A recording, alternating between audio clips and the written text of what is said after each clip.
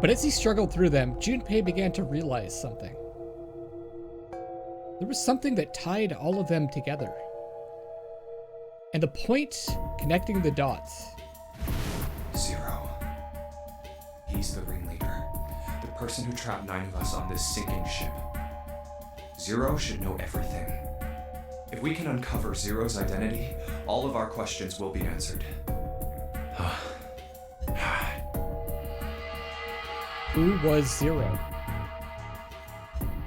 Junpei had the beginnings of a theory. Oh man, if I was to guess right now,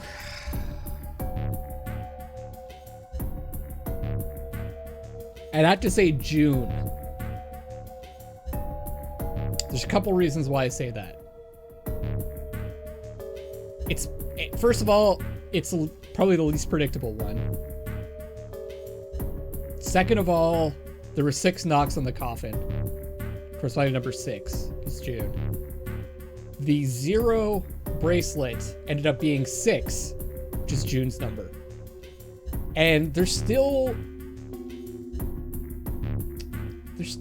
nothing to explain why she's having those like headaches and the fever. Sorry, the fever is not the headaches. It seems like explaining that might be related to her being a 0 in some way. Maybe she's Alice also. I don't know. But I'm gonna guess right now that it's June. If you could only test it. Or perhaps. At any rate, we'll have plenty of time to decipher the details later. For now, it is of utmost importance that we escape. Junpei, it was 4:30 the last time you checked the clock, yes? That means we have less than an hour. We must hurry. Hey, how are we gonna get out of here? Isn't that obvious? Through the other number 9 door. Oh yeah, you're right. With Snake, we can open the door. Don't tell me you hadn't figured that out. As they sniped back and forth, Junpei glanced at Snake's left hand. He was wearing a bracelet with a 2 on it. Come on, you gotta tell me these things. I, assumed you'd figured it out. Forget it, let's just get going. 7 stomped off toward the smaller number 9 door. Clover, Snake, and Junpei followed. 7 quickly laid his hand on the red. An asterisk appeared on the screen. Junpei and the others followed suit and laid their hands on the scanner panel. Soon, there were 4 asterisks on the screen. 7 glanced at them, then laid his hand on the lever of the red. All right, you guys ready to go? Yes. Yep. Junpei paused Not for yet. a moment. Huh? Before we go in, I'd like to check something. Okay. You want to check something? Yeah, but before I do, 7, could you pull the lever? I want to make sure we can verify with just the 4 of us. What do you mean? We don't need... Just do it, all right? But if the door opens, don't go in yet, okay?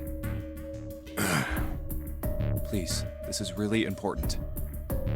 I really need to check this, okay? Work with me here. Does he suspect one of the 4 of us and he's going to maybe trap the person on the other side of the door to see if...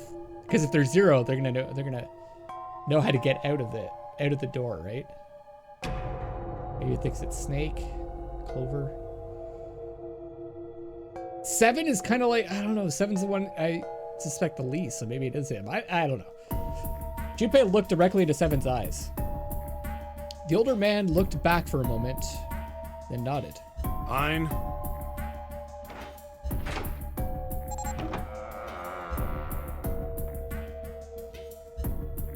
Seven pulled down on the lever, and door 9 creaked open. Then they waited. 6, 7, 8.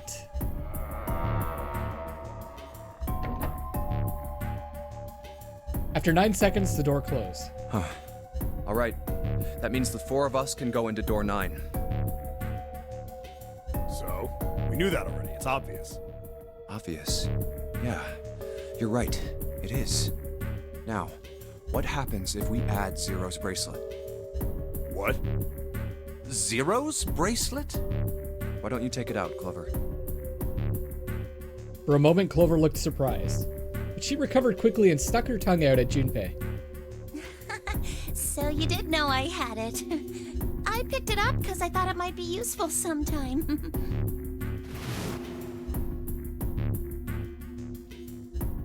She reached into one of the pockets of her voluminous jacket and produced a bracelet. Voluminous. Junpei took it from her and turned to 7. This was on the left hand of the corpse in the captain's quarters. If you look at it, you can see it's got a 0 on the face. So here we're going to find out that it's actually 6, right? Just to make this a little easier to talk about, I'm gonna call the guy we found dead in the captain's quarters, Cap. Then I should be able to open door 9 with just me, Clover, and his bracelet.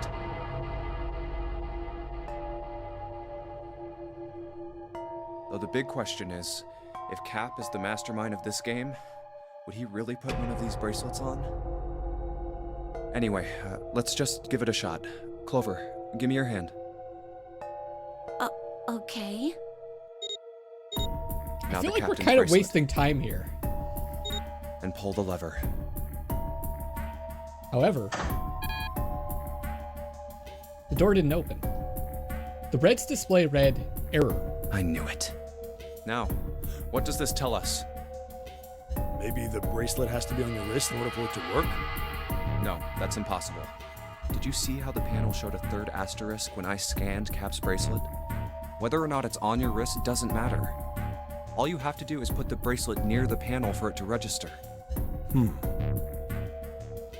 7 waved his bracelet in front of the scanner panel. Sure enough, a single asterisk appeared on the red. Huh. Looks like you're right. See?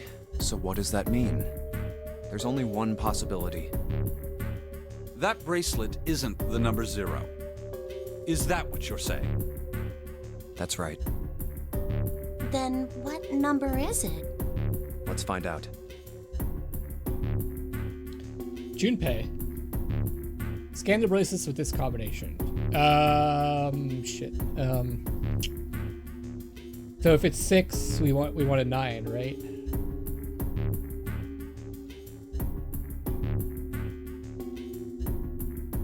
If we put Snake, that'll give us 8.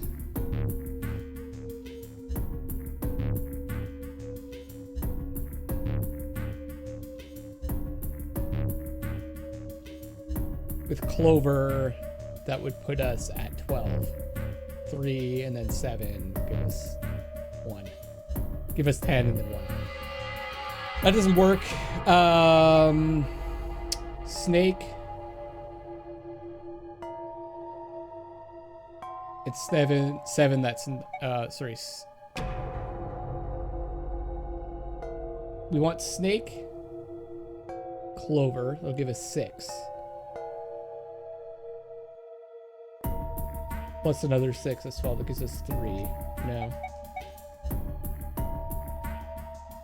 Gonna have to be Junpei is 5 plus June. So that's 11. It gives us 2 plus 7. That should do it. So it's gonna be Junpei, 7, Junpei, and Cap.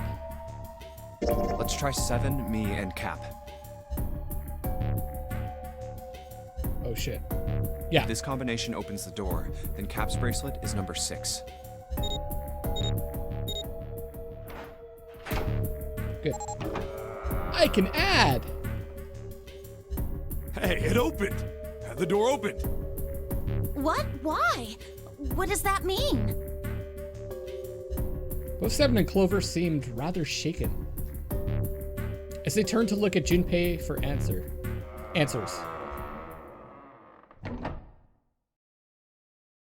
The door slid heavily shut.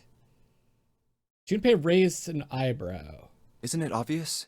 Cap's bracelet is number 6. But doesn't it say 0? This isn't a 0. The symbol on here isn't a number 0. It's a letter O. Oh, man. All right. All right. Oh. I never thought of that. Whoa, wait a minute. I don't get it. I mean, we figured out that Cap's bracelet is 6, right? Yeah. So, like if we assign a number to each letter, A, B, C, D, 1, 2, 3, 1, 2, 3, 4, does the digital root of O end up being 6? Okay, L, M, N, O, P. Yeah, I think it's 15. Hold on. A, B, C, H, I, J, K, L, O. Yeah, it's 15. So that ends up being 1 plus 5, so that's 6. Does that mean there are 2 people with 6s? What is O? Why O, though? Oh, this game. Before Junpei could answer, Snake spoke up. There is most likely only one person with a 6. But I don't get it. What about June? Well, this is only an educated guess, but I think June's number was never 6 to begin with. Her bracelet was flipped. In other words, June's real number is 9? 9. Oh my god.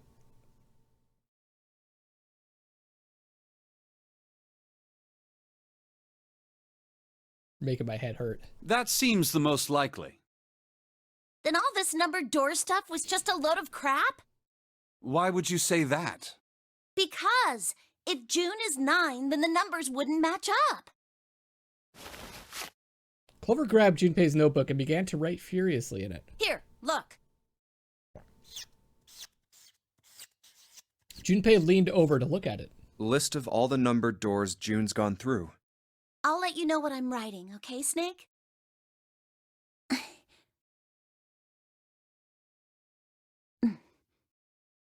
And that's everything. I wrote down which door she went into and with whom. And I wrote what all the numbers were. So if you switch 9 in wherever there's a 6, the numbers don't work. If the digital root is 7, then you can't open door 4. If the digital root is 2, then you can't open door 8.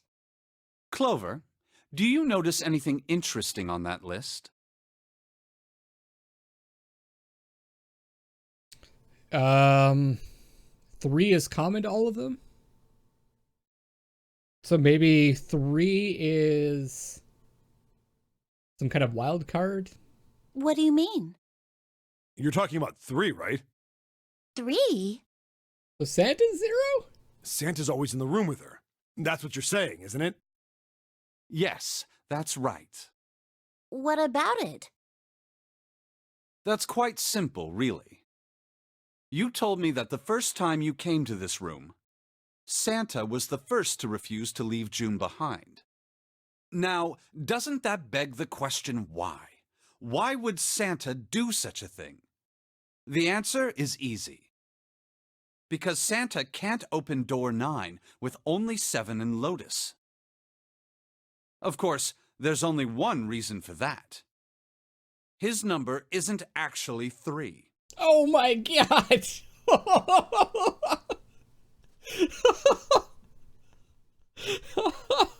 Santa's real number Is 0? 7? Would you be so kind as to modify my sister's equations? Yeah, sure. So took the pen from a confused Clover and began to adjust her calculations. This is what you were getting at, right, Snake?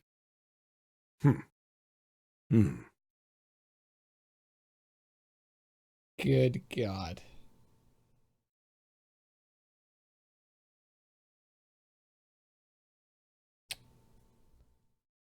We know that he had a sister, and he was taking care of his sister died. So, is his sister the one that died in the experiment and he's getting revenge on the people that ran the experiment? I think I mentioned that. I think I mentioned that as a possibility. But this is crazy. Like, there's no way I would have put this together. Thank you. That is exactly right, Seven. Santa's true number wasn't 3. It was 0. No way. Santa is 0? And June was 9, not 6. Conversely, Santa was 0, not 3.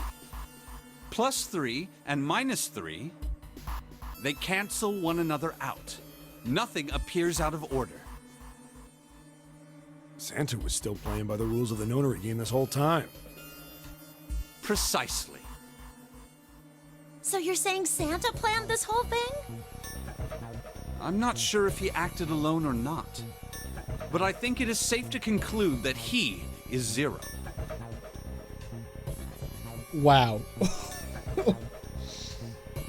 If my hypothesis is correct. I don't know what to say.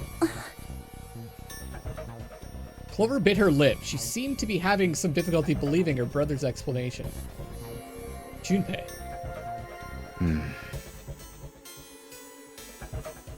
Or is it still Snake?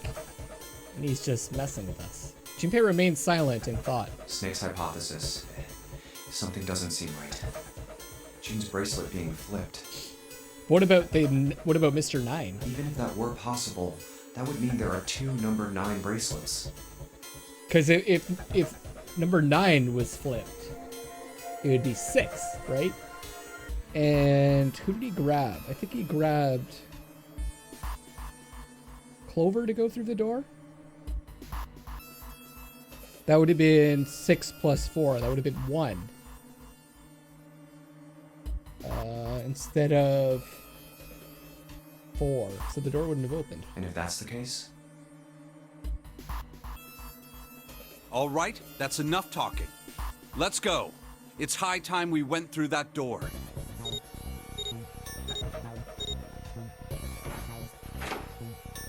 God, I still have no idea.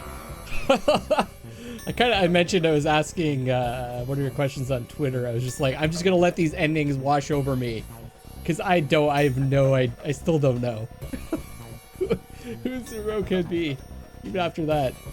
I guess the top 2 contenders now the top 3 are June, Santa, Snake. Oh, it's right there. The dead was directly in front of them as they came through the door. Quickly, they scanned their bracelets.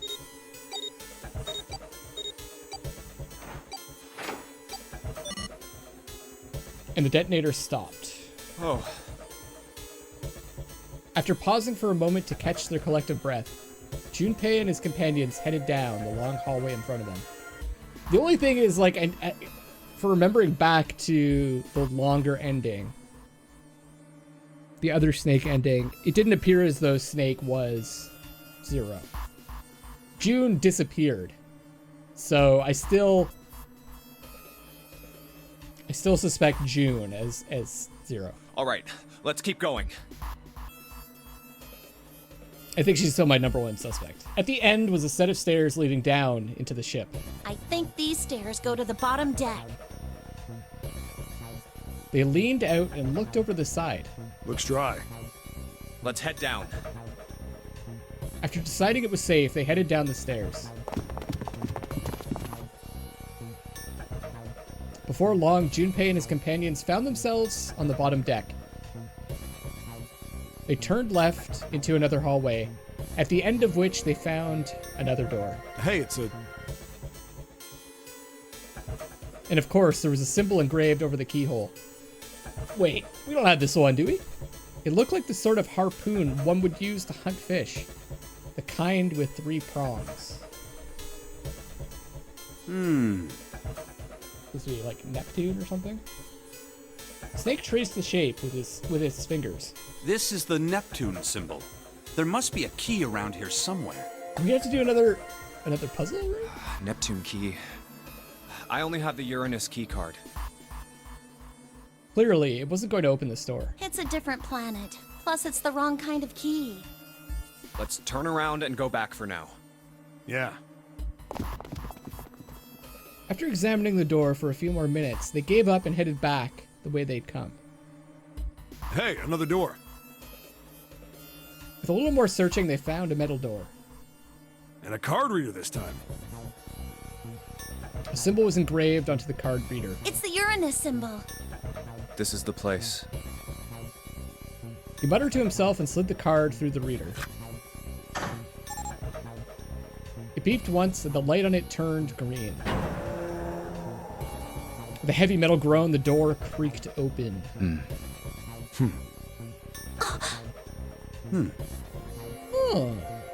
Junpei, Clover, Snake, and Seven looked at one another, nodded, and stepped through.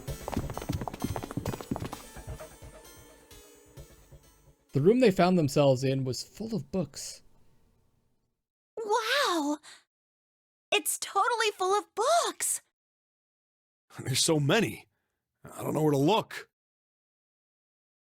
It looked remarkably like a library. Not the sort of library where large numbers of people came to read books. More the sort of library that was simply a place to store books. Felt a little overwhelmed by the sheer number of books, but Junpei did his best to speak with authority. All right, if we want to get through that door out there, we need the Neptune key. I say we split up and look for it. Okay. Very well. Sure thing. Good. Let's get started then. We don't have a lot of time. Hurry. Alice sleeps in a small chamber past the forest of knowledge. Yes! Another communication with the morphogenetic field. As he began his search, for reasons he didn't fully understand, Junpei felt those particular words float through his mind.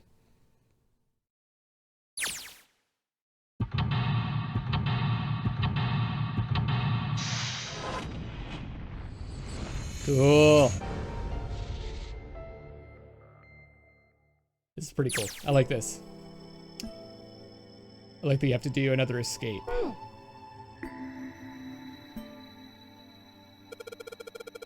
There's a note on that table. Lights to the books. Huh? What does that mean? Interesting. Well, intelligence often hides itself in darkness. Have you ever thought about the pages of a book? Each page only sees, what, maybe 2 or 3 minutes of light before the reader is on to the next? They spend the rest of their lives locked in darkness. Rather like myself. It's horrible. Oh, don't get me wrong. I'm not complaining, not at all. I live in the darkness, yes. But that has gifted me with the ability to catch the truths others might miss. I can hear the voices hidden in the darkness, you might say.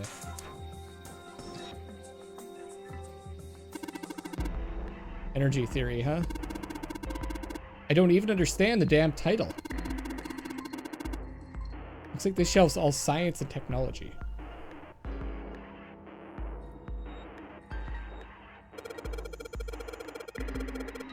Teletemperation and telepathy. What the hell is this one about? Well, I know what telepathy is, but I've never heard of teletemperation. It refers to having the ability to travel through time. This one says the golden rabbit and the moon on it. Does that mean it's about a rabbit that lives on the moon? Rabbits are pretty cute, but what's the moon stuff about? It's talking about the Judas tree that is said to grow on the moon, according to Chinese legend. Snake knows all about these books. I assume it's the same book every time. Okay. Kitab el-Azif. Man, they've got some weird stuff here. I can't even pronounce this one. Who's that? Some famous guy? It's not a person's name. It's the name of a fictional book created by Abdul al-Hazred. It's said to be one of the sources used in the creation of the legendary Book of the Dead, the Necronomicon. Oh. So these are all occult books and stuff. This book is called Mind Swap. You mean you could, like, change bodies with someone? Well, like, I guess I wouldn't mind switching bodies with my brother or Junpei too much. But I'd rather die than let Seven switch with me. Ouch. What the hell? Like I'd even want to swap bodies with a little brat like... Hey, were you just imagining it? You were. Shut up. Yeah, well, he wasn't the only one. Okay.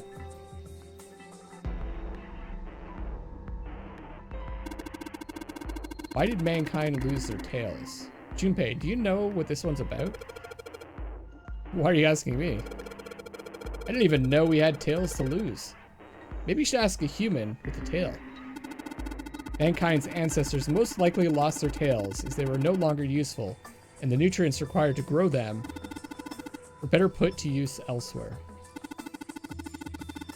At least that's what I read. I was rather young. I may have remembered it incorrectly. Huh? Why the hell would a kid be reading a book like that? Either because he was here before or he is zero.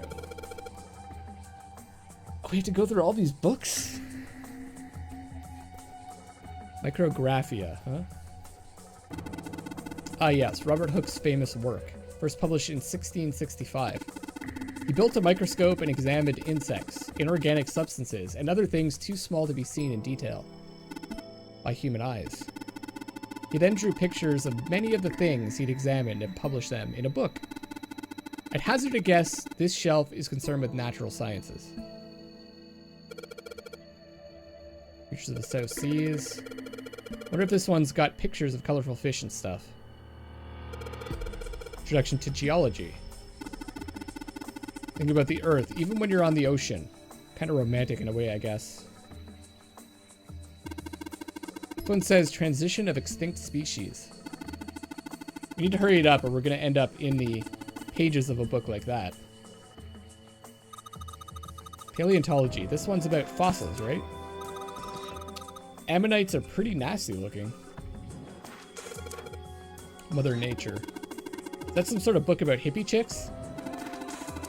Probably not, except perhaps tangentially. It's most likely about environmental protection. I was just trying to make a joke. Dude, hippie chicks? Really? Theory of evolution. Heck, even I know this one. This is that Darwin guy, right? Well, yes and no. Charles Darwin wrote a book called On the Origin of the Species. In it, he put forth his theory of evolution. Yeah, I remember that part. He called it natural selection. Exactly. Theories of the Cambrian explosion. Did a bomb go off near somewhere called Cambria? Wrong kind of explosion. Roughly 500 million years ago, during what is known as the Cambrian period. Research suggests that the variety of living organisms increased by an order of magnitude. Why that happened is, however, still something of a mystery. There are a number of theories. This book is most likely a collection of them. Oh god, where was that? Is that... Okay, we've looked at that. Look down here. Okay, that's back up there.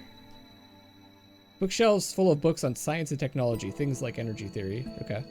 Oops. Handrails made of metal. Hello?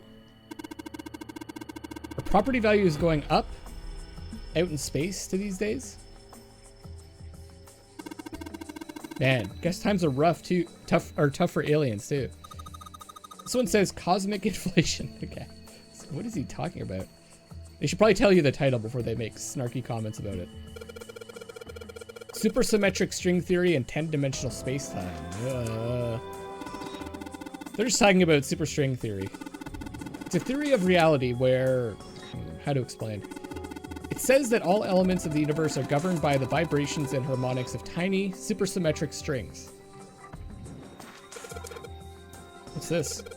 An overview of conformal field theory. Ah, well, it's a theory that posits an invariant quantum field where conformal transformation can take place. Knock it off with the science voodoo stuff. Trying to put me to sleep? Theory of general relativity, huh? I know this one too. That's Einstein, right? Quantum gravity. 7. Do you have any idea what this is? How about you start by using real words? Then maybe we'll get somewhere.